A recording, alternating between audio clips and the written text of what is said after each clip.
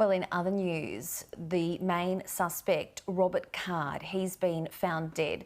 Police say he was killed by a self-inflicted gunshot wound at a river in the nearby town of Lisbon.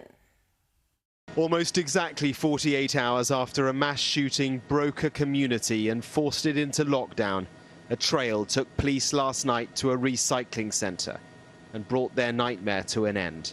A body found, a suspect dead.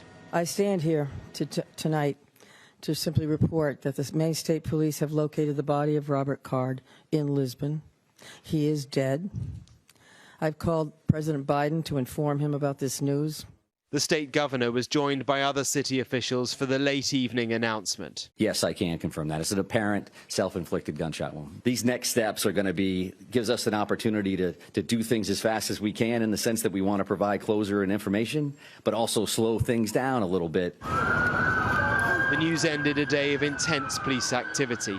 They had called it a fast-moving, dynamic manhunt, and it certainly looked that way.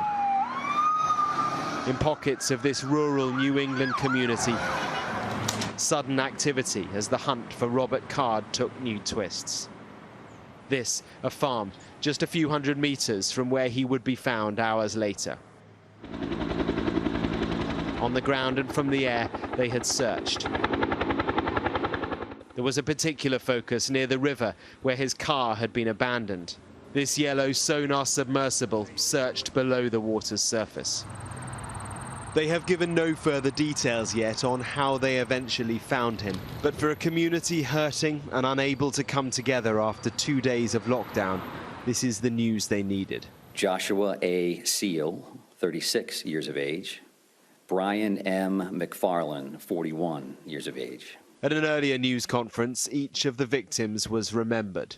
Joseph Lawrence Walker, 57. Their stories each carry a particular tragedy. Tricia C. Asselin, 53. Joshua Seal was among a group of deaf friends brought together for a sports tournament at the bar. His wife Elizabeth, with their children by her side, somehow managed the strength to reflect. I think those people who already know my husband, they were lucky. He was amazing. For those who didn't know him, they lost out. He was such a fierce advocate for the deaf community and for kids. This late night news represents the end of the beginning for Lewiston, because it will be a long journey ahead, healing from this.